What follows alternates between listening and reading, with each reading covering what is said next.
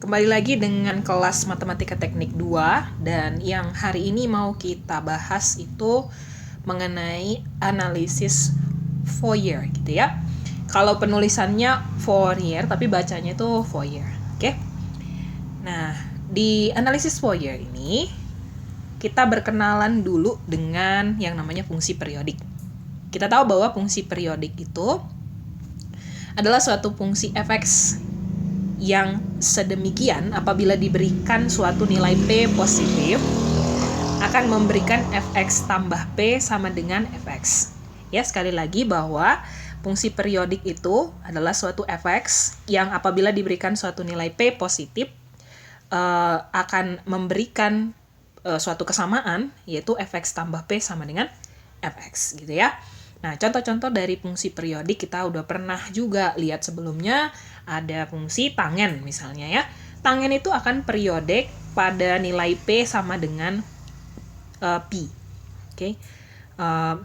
Tangen akan periodik untuk nilai P yang sama dengan pi.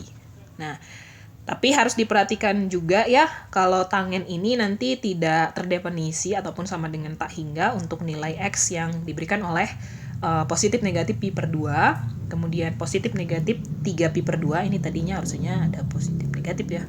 Oke, positif negatif 3 per pi per 2 dan seterusnya. Jadi ini kelipatannya untuk yang 1, 3, kemudian 5 gitu kan, 1 per 2, 3 per 2, 5 per 2, dan seterusnya. Nah, kalau gitu, bisakah kalian sebutkan contoh fungsi periodik lainnya? Ya, ada beberapa di antaranya. Kita juga udah pelajari sebelumnya. Contoh yang lainnya misalnya ada sin X. Oke, kita tulis aja sebagai fungsi sin. Kemudian ada fungsi cos. Lainnya apa lagi? Fungsi secant. Ada lagi fungsi cosecant. Oke. Nah, ini adalah fungsi-fungsi yang periodik untuk nilai P-nya ini gitu ya, periodik untuk nilai P yang sama dengan kelipatan 2pi. Oke, kelipatan 2pi. Jadi mau 2pi dikali 1, 2pi dikali 2, 2pi dikali 3, dan seterusnya, fungsi-fungsi sin, cos, secant, dan cosecant ini akan tetap periodik. Oke, artinya kalau di kalau di dalam grafik itu nanti dia gambarnya berupa ini kan, kayak gelombang gitu kan, gelombang yang di intervalnya tetap di angka, kalau sin kita tahu di min 1 sampai dengan 1 gitu ya. Nah, jadi ada lagi fungsi yang lainnya kayak yang tadi ya, fungsi tangen. Nah, kalau fungsi tangen ini akan periodik di, ini tadi harusnya saya kasih tanda panah ya. Nah, kalau fungsi tangen dia akan periodik untuk nilai P yang merupakan kelipatan dari pi. Ya, kelipatan dari pi. Oke. Nah, itu contoh fungsi yang periodik. Fungsi yang tidak periodik contohnya apa pula? Nah, kalau fungsi yang tidak periodik artinya kalau misalnya kamu coba gambar di dalam grafik, intervalnya itu tidak berada di angka yang sama terus-menerus, fungsinya itu tidak akan berada di angka yang sama terus-menerus, melainkan akan menghasilkan pemetaan yang berbeda gitu ya pada nilainya. Misalnya itu adalah fungsi X. Fungsi X pangkat 2. Fungsi X pangkat 3 juga ya. Dan lainnya ada E pangkat X. Ada juga cos hiperbolik X. Kemudian ada fungsi ln X. Nah, ini adalah fungsi-fungsi yang tidak periodik. Jadi, bisa dibedain ya, yang mana fungsi yang periodik dan mana yang fungsi tidak periodik. Oke? Nah, ada satu teori yang berkata bahwa kalau misalnya fx ini periodik untuk P, maka fx juga akan periodik untuk 2P. Oke, tadi kita udah sempat bahas juga di depan bahwa periodik untuk pi itu ya, kalau misalnya tadi di fungsi tangen berarti juga periodik untuk kelipatan si pi kan gitu kan. Nah, jadi akibatnya itu sebagai berikut ya. Ketika kita diberikan fx tambah 2p ya, fx tambah 2p ini akan sama dengan f dari x tambah P tambah P. Kan gitu ya. Fx tambah P tambah P. Ini saya kasih kurung lagi aja. Ini masih seimbang kan kiri dengan kanan.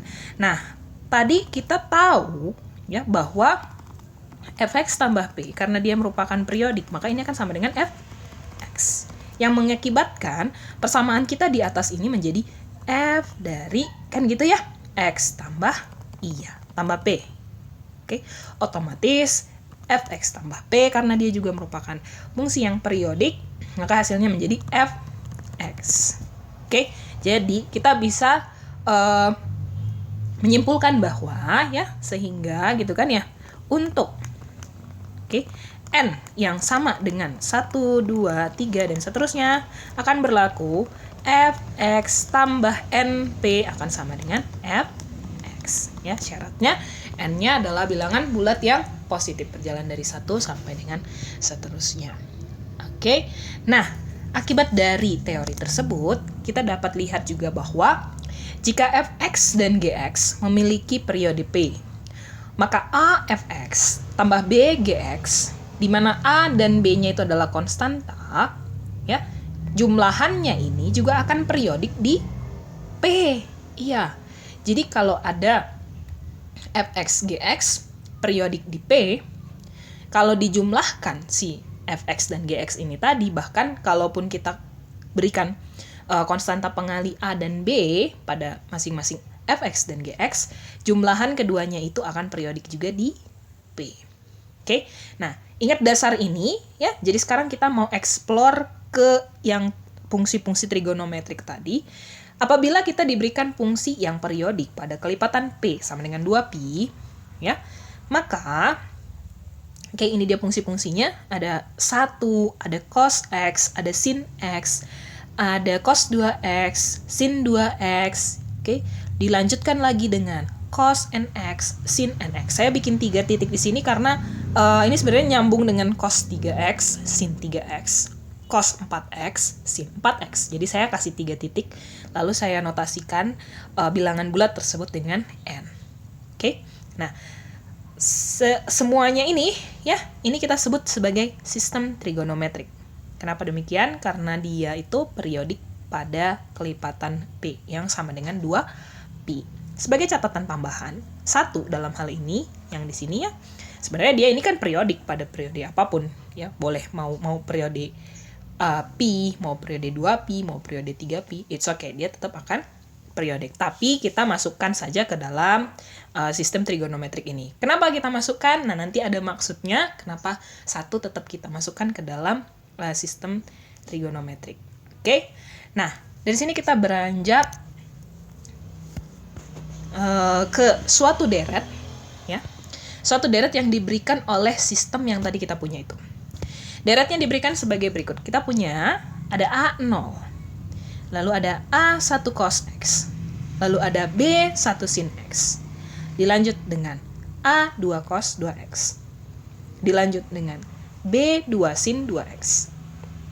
Tentu kita tahu ini dilanjut lagi dengan ada A3 cos 3X. Kemudian ada B3 sin 3X. Dan seterusnya ya. Jadi kita ini berlanjut nih.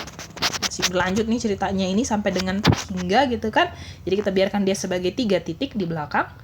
Yang kalau misalnya kita rapiin penulisannya, dia akan menghasilkan A0 ditambah sigma dari, kan gitu ya.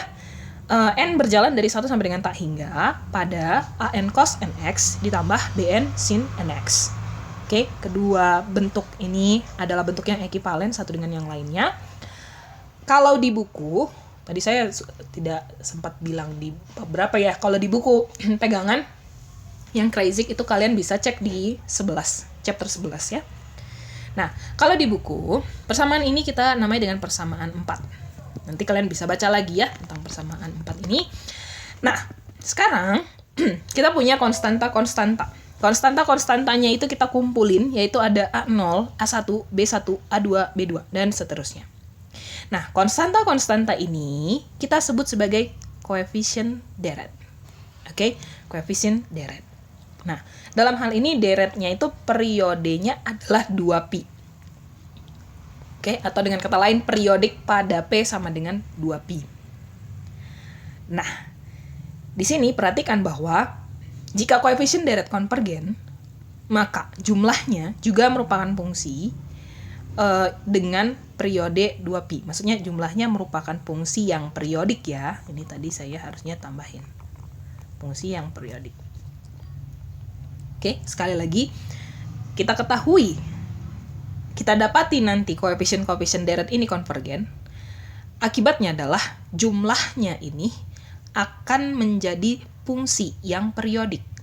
Fungsi yang periodik, periodenya diberikan oleh 2pi. Oke, lebih lanjut dari sana, persamaan 4 ini tadi yang kita sebut sebagai deret Fourier. Oke, persamaan itu yang kita sebut sebagai deret Fourier. Oke, kita ke pembahasan selanjutnya. Oke. Nah, deret Fourier ini tadi juga merupakan dasar dari analisis Fourier yang mau kita kembangkan nanti ya. Oke, tadi sudah diberikan bahwa deret Fourier dari fx, ini dia bisa dibaca sedemikian. Nah, masing-masing koefisien Fourier ini itu ditentukan oleh rumus yang diberikan oleh formula Euler. Oke, formula Euler kita udah bahas sebelumnya di bab mengenai ini ya, Cauchy kalau nggak salah. Nah, jadi di formula Euler itu untuk menentukan A0 kamu pakai rumus 1/2pi integral ya negatif pi sampai dengan pi fx dx. Untuk menentukan AN ya ini nanti pakai rumus 1/pi integral minus pi sampai dengan pi fx cos nx dx.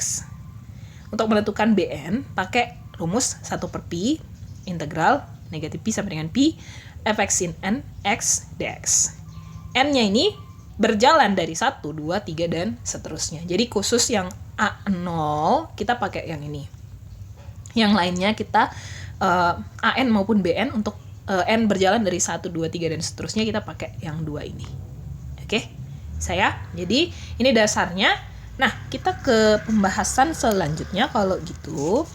Di sini saya punya contoh.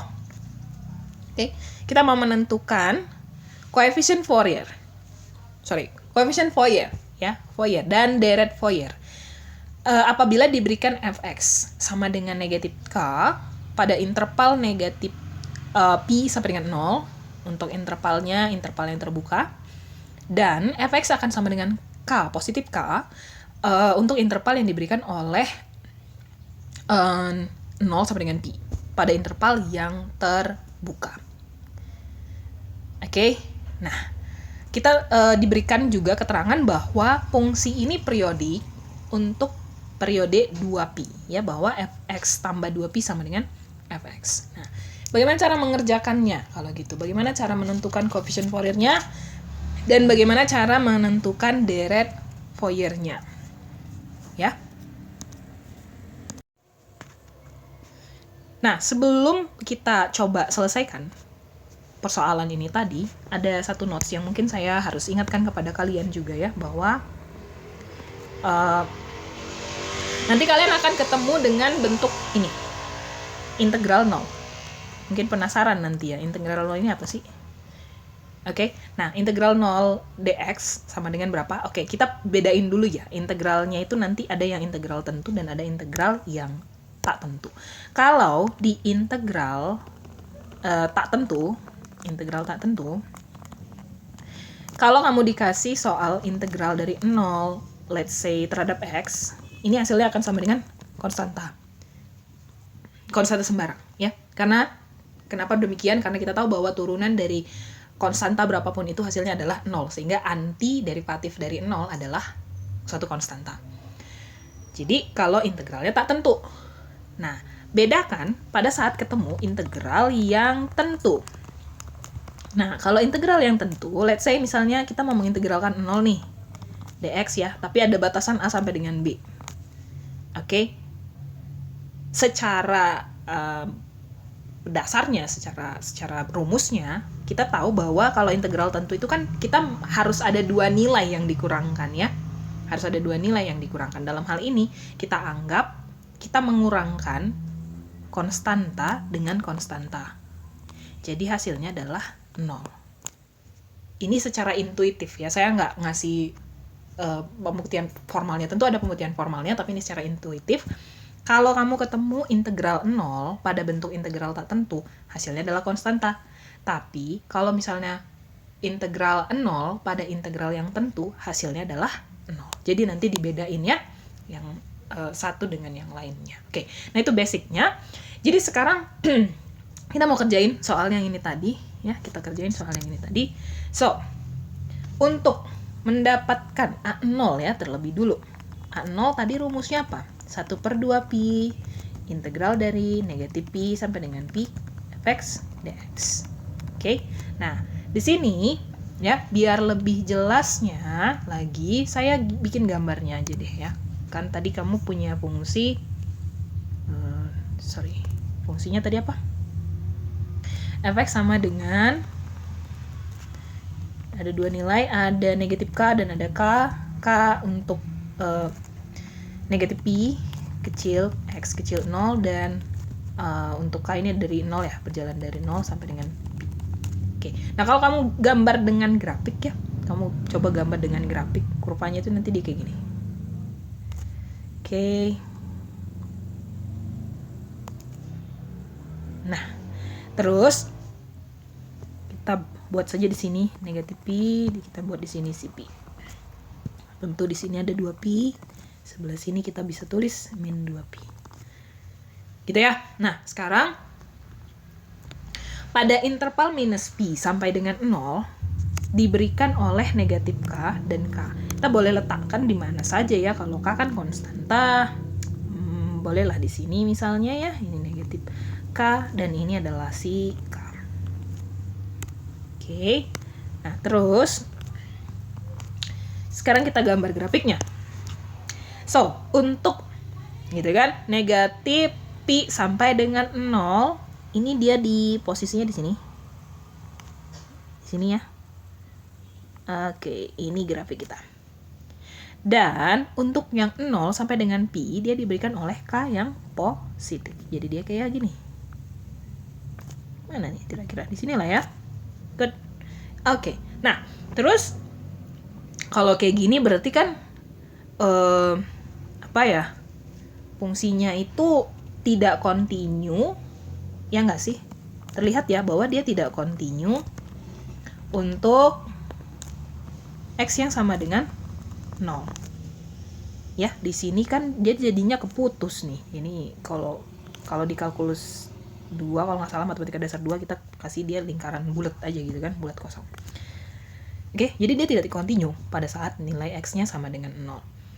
Nah, kalau di buku dijelasin bahwa ini sebenarnya bisa kamu lanjutin. Kalau kamu mau interval sampai dengan 2pi, ini bisa kamu lanjutin lagi. Sebenarnya gini nih. Pakai warna yang sama. Nah, ini kamu bisa lanjutin kayak gini. Sini, ya gitu ya. Ini juga sama nih, bisa dilanjutin di sini sama di sini. Nah, jadi gini. Oke, untuk ngebedain saya kasih titik-titik aja pakai warna hijau. Ini dia. Oke. Gitu ya. Dan juga sebenarnya dia tidak kontinu di pi kan. Untuk x sama dengan 0 dan untuk x sama dengan pi. Positif negatif pi. Terlihat ya? Oke. Nah, tapi gini, tadi kita mau nentuin apa? A0 kan? Oke, nah sekarang kita kerja dengan A0-nya dulu. Sekarang kita masukin nih 1/2pi integral dari negatif pi sampai dengan pi. Nah, perhatikan bahwa area yang diberikan oleh interval negatif pi sampai dengan pi ini tuh nggak kontinu. Karena dia nggak kontinu, maka nilai fx-nya itu nggak bisa dicari luasnya. Integral kan sebenarnya konsepnya mencari luas kan gitu kan. Nggak bisa dicari luasnya. Yang otomatis ini tuh seperti mengintegralkan mengintegralkan 0 jadinya kan. Nah, karena kita mengintegralkan 0, tadi udah dijelasin sebelumnya, kalau integralnya integral tentu, kamu mengintegralkan 0, hasilnya adalah yes, 0. So, what's the conclusion? A 0-nya sama dengan 0. Gitu. Ya, A 0-nya sama dengan 0. Nih biar inget nih saya kotakin. Tuh. Oke. Nah, sekarang kita lanjut dengan si A, N, dan BN. Ini masih buat nggak nih ya? Saya bikin di sebelahnya dulu deh ya. Oke, untuk AN-nya